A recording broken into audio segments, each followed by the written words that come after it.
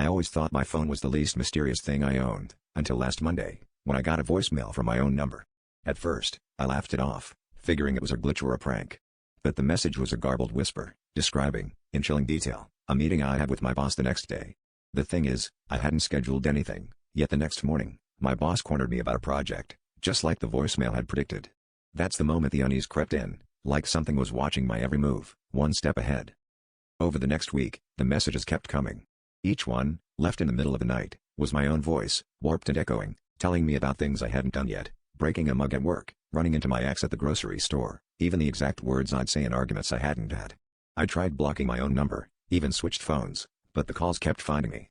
Friends started noticing I seemed distracted, but how could I explain that my future was being narrated to me, in my own voice, by someone, or something, pretending to be me?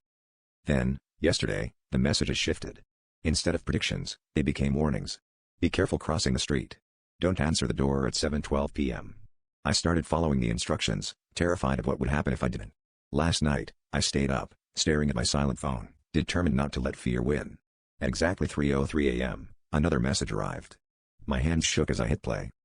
This time, the whisper was clearer than ever, a rasp I barely recognized as my own. Don't turn around. My skin crawled, the air behind me felt heavy, charged.